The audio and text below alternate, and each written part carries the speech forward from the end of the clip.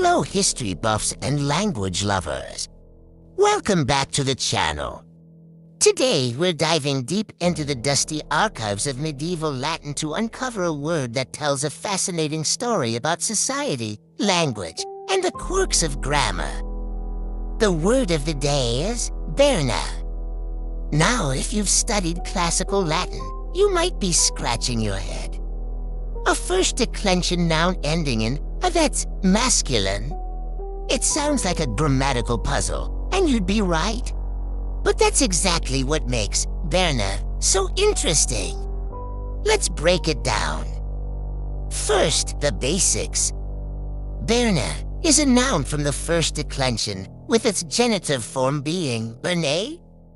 Its meaning is straightforward. It translates to servant or, in some contexts, slave. This word wasn't floating around in Caesar's Rome. It's a product of the Middle Ages, specifically popping up in documents from the 11th to the 15th centuries. So why the strange gender? In classical Latin, first declension nouns ending in A are overwhelmingly feminine, with very few exceptions like poeta, poetor, nauta, sailor, which describe male roles. Berna follows this same pattern. Since the role of a servant or slave was predominantly held by men, the word, despite its feminine-looking ye ending, took on a masculine gender to match the reality it described. It's a perfect example of how language isn't just a set of rigid rules. It's a living, breathing thing that adapts to the world its speakers inhabit. But where did this word even come from? This is where the story gets even more intriguing. Berna isn't a native Latin word. It's a loanword, borrowed from Old Irish. The original Irish word was burn, which meant a gap breach or breach of duty.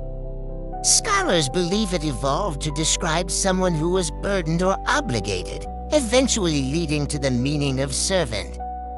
This connection to Ireland is incredibly significant. During the early Middle Ages, often called the Dark Ages in Western Europe, Ireland was a beacon of learning and monasticism.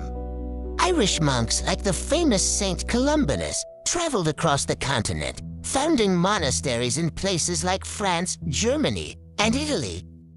These monasteries became centers of scholarship, preserving ancient texts and creating new ones. As these Irish monks lived and worked alongside local populations, their language naturally blended with the local vulgar Latin. Words from Old Irish seeped into the medieval Latin vocabulary, and Berna is one of the most well-documented examples. It's a linguistic footprint left behind by these traveling scholars. Every time we see the word Berna in a medieval charter or chronicle, it's a tiny echo of this great cultural exchange between Ireland and mainland Europe. Let's look at how Berna was actually used. You would find it primarily in legal and administrative documents, things like land grants, wills, and manorial records. For example, a document might state that a certain piece of land is granted to a monastery communal Berna, meaning with one servant. This servant would have been tied to the land, part of the property being transferred. The term highlights the hierarchical structure of medieval society. A Berna was at the lower end of the social ladder, a person whose life was defined by service and obligation to a lord, whether that lord was a knight, a nobleman, or a monastery. The existence of a specific word like Berna shows how integral this class of people was to the functioning of the medieval economy.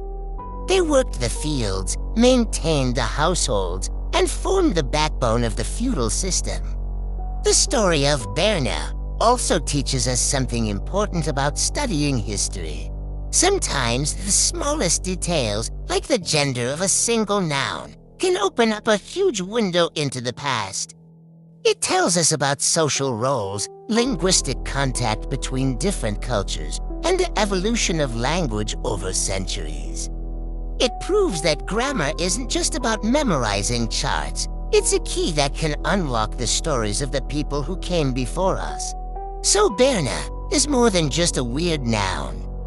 It's a testament to the influence of Irish monasticism, a reflection of medieval social structures, and a beautiful example of linguistic evolution. It's a word that bridges grammar and history, connecting the fields of Ireland to the scriptoriums of continental Europe.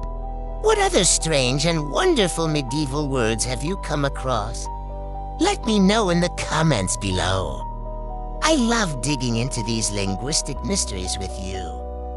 And if you enjoyed this journey back in time, please give this video a thumbs up. It really helps the channel grow. Don't forget to subscribe and hit that notification bell so you won't miss our next exploration into the fascinating world of words. Thanks for watching, and I'll see you in the next video.